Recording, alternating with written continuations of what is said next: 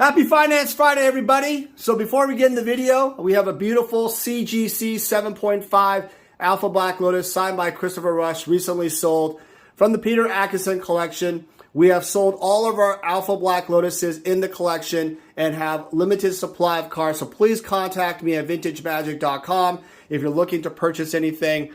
Also, want to remind everybody I'll have cards similar to this and other items running on eBay, 10-day auctions.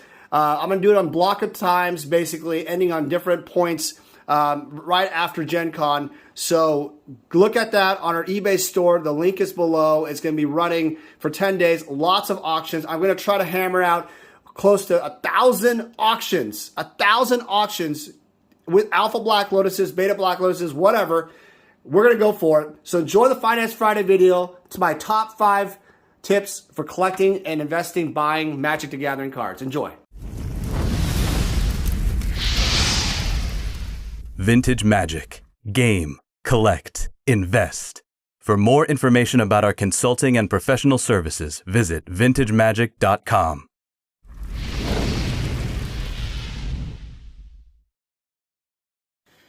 All right, guys, welcome back. Welcome back. It's me, Daniel, with vintagemagic.com. How are you guys doing? How is your Friday going? All right, so let's get right into it. It's Finance Friday. Hope you guys are enjoying the weather, your family. But I want to talk today about the top 5 things I look for when buying Magic the Gathering cards, specifically collecting and investing. Now, I'm not going to be talking about when I sell them, stuff like that. So if you're interested in that, I'll have to do another video. Comment below what other videos you want me to make, and I will consider them. Thank you so much for subscribing and watching, liking the video. All right, so today I want to talk about number 1, the most important thing that I think that starts out the gate for collecting, Magic Gathering, investing is market research. I talk about this quite a bit in other ways, but market research in terms of eBay, in terms of TCG Player, all the other major vendors, stuff like Facebook groups, stuff like that is an important way to understand where the market's at now. There's also tools now like with MTG Stocks, MTG Goldfish, other kind of trading apps like collector apps where you can look at different pricing. It's really weird because back in the day when I was a kid, I would drive to card shops and I would pick up a Beckett guide, right? And the Beckett guide would be about a month and a half, staggered of pricing, depending on how often it came. And I got to be honest with you, that was a terrible way in the sense that if a card or a player was hot, card shops really just were at the mercy of the Beckett price guide. So if it said, like Ken Griffey Jr. rookie card, 1989 upper deck was $100, and then let's say it rocketed to $300 because he was on fire in a home run race or whatever. If you're not following the market as a whole back in the day, from just the sport activity and also other colleagues, other shops may have sold out, and you realize, wow, the demand is crazy, then you're going to miss out. So the internet obviously changed a lot of that. So pricing cards has been a lot easier, faster. You can go to card shows, pull up all those resources, and make a decision. Now, ultimately, one thing I'll have to tell you is that the price of the seller determines is really the price that you're going to have to pay. So if the seller, after negotiating, you can negotiate all you want. We're not talking about negotiating tips today. You are going to have to pay that price if you want the item. So in lieu of that, number 2, I have determined that rarity and also the current supply are the next factor that you have to determine when buying Magic the Gathering cards, and specifically older Magic cards. I'm not looking at newer stuff. This may apply for newer stuff, in which it easily could. Sealed product, whatever, right? It could be anything like that. So anything like that could work. Actually, probably could apply, because here's number 2, rarity and supply. So you look at newer Magic the Gathering product, for example, and there's so much of it. And the question is, would you ever overpay? Like, let's say a box is $100, and would you overpay to $120 because you just want to have a higher supply of it and grow your position as an investor? Or let's say you're a collector and there's a 7th edition Magic Gathering box that's really hard to find because it has those 7th edition foils, and you want to overpay for that box, or an Urza Saga box, or even like in the rarest case, an Alpha box. What price would be appropriate to pay for something like that? So you've done research, but in the case of the Alpha box, there's nothing sold on eBay, nothing. And even on Facebook, you can message whoever you want. There hasn't been one sold for forever, right? And in the case of like a brand new Magic Gathering box, which is like $100 or less, your data points are for like tons. Every seller has them basically at the 10 cent to $1 price range closest, whatever shipping and handling you like, and that really doesn't matter. So you're probably not going to overpay for that kind of box. So that's why I go into kind of the rarity factor and versus the supply, and also having the supply consideration, because if it's not rare, I generally don't want to overpay and be more aggressive. There's no reason for me to buy something that there's so much of. Now, I will give an example that if I do want to buy more, if there is a large supply of alpha or beta lands, or a large collection in general, I will overpay in general because I may want to add more supply because I see that there's growth investment for it. So that's why number 3 is what I consider, I think, one of the more critical masses, more money parts is number 3 is looking at the investment and collectability factor of the collectible. So there's 2 kinds of buyers. There's the collector and there's the investor. I've talked about this in other videos years ago, and the collector collector mentality should be overpay, to buy at all costs. If it indeed fits the rarest item, you pay even more, right? If it's not as rare, you can find it elsewhere, another auction, another week, then don't overpay, right? And the condition may apply also. So investing, you look at more value. Am I getting, let's say, 10 boxes for a better cost average? Let's say the $100 newer box, am I getting it for, let's say, $900 for 10 boxes? So it's $90 a box. And how is that comparative to the cost average? And do I feel like it's going to grow over time? Yes, you have to consider that. So that does apply when I buy things. I also look at the condition. That's important, is that if the condition is, if it's not graded, if it's raw, but is there any questions on the condition itself? I consider those factors and say, hey, do I look at my current, is there growth in this collectible, right? Is it investable long term? So you kind of, a little way, collectors always say, it's just something I want to collect. I want to play with. I don't care if it goes up or down. I don't think so. I think that there's always going to be a part of people's minds where, man, down the road, this could go up in more value and this could be more money. And I think every collector goes to that collective investing side at some point, right? There is a point where you're not buying just 1 or 2, a Power 9. You're buying like 18 of them if you can afford it, right? You're going to buy more because if you can afford it, you're going to see it as a game that you can play, with your friends, put cards in your binder, but then also make money, long-term investment for your family, your children, college funds, whatever, right? So it's actually a very investable vehicle, and you have to look at that. So number 3 was investing and collecting, that kind of area.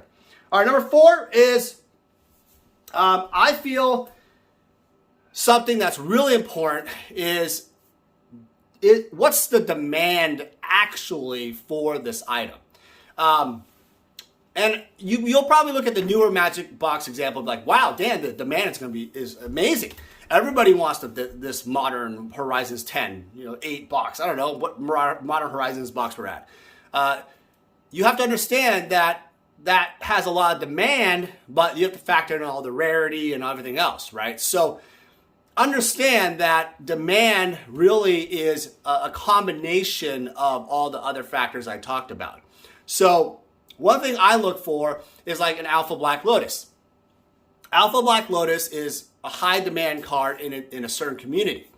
However, I look at the resale value, I look at the holding value, and also I look at the flipping value. So resale value is pretty obvious, where if I resell this today, I'm pretty much going to get what? right? Am I going to get my same money back type of thing? How's that going to work? Holding value is long term. I looked at short term, mid-term, and long term. How long does that play out? And then also you have the flipping part where it's different from the resale, where you're actually brokering a card for someone else and you're getting a commission. How does that play out? How is the demand for the investor side on that? The collectors, investors for that. So you have to look at those values. I look at them because obviously I'm selling the cards. I have to kind of determine all those factors. I have to see where the demand's going. So, for that right now, this is another video, but like Bitcoin has gone up to almost close to 50,000 again.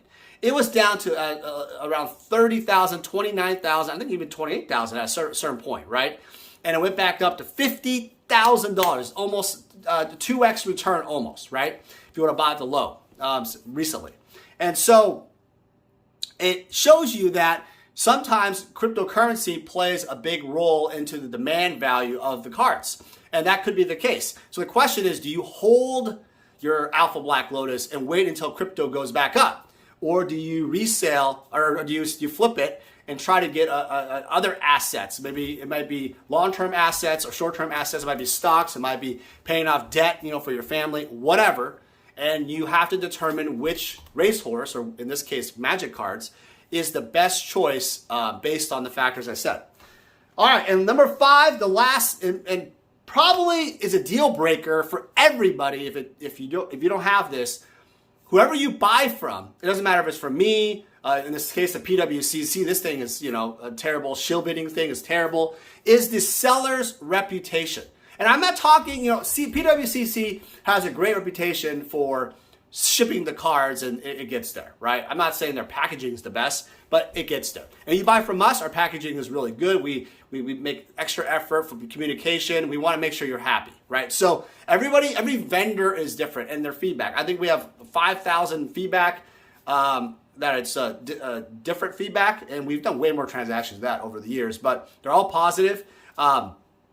Always trying to make it right, pretty much, if there's any kind of questions or issues. But all in all, it's always worked out great. And I sell high dollar items. So when you buy from someone, you have to look at their reputation. And if it's on a Facebook group or someone off eBay without the buyer protection, all that, then you are looking at a situation where you really have to scrutinize reputation.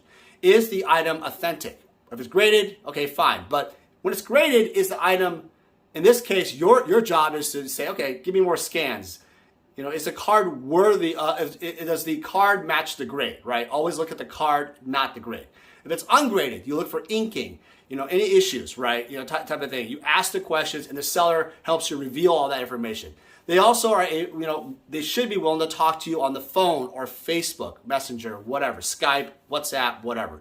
So you should be able to have that conversation, especially high dollar items. If they're rude to you and stuff like that, they just want to, don't care, they're bad communication, probably is not a seller you want to do business with. Probably not a seller you want to invest your time with and build a relationship with. And that's really critical, because if you don't actually have a great relationship with key core clients, buyers, and in this case, sellers, it's going to be really hard for you to accelerate your business. And this applies to people that have done my Magic Gathering kind of school thing that's kind of tapered off a little bit. But all in all, people who've asked me, hey, how do I grow my business? Number 5 is, the reputation of the seller is invaluable. Last thing as a note is in-person deals. I have to say, that's one of the most powerful things I recommend. I have done so many in-person deals where you can negotiate, you can really look at, more importantly, look at the items you're buying and the quality of the items, because oftentimes online you really don't see what you really don't get the full aspect, the whole look. So I always make the effort to try to fly, meet up, go somewhere, wherever, right? You always see me traveling because I always try to fit in different, entertainment stuff, socialization stuff, but also with some business.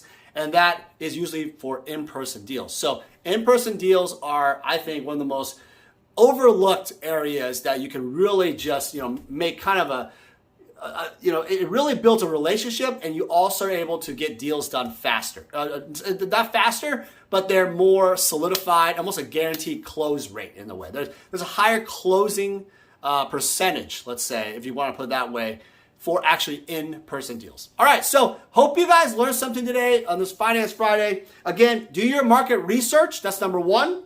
Number two is investing in collectibles. When to, how do you take a look at that? You look at condition, when to overbid and value them. How do you value them?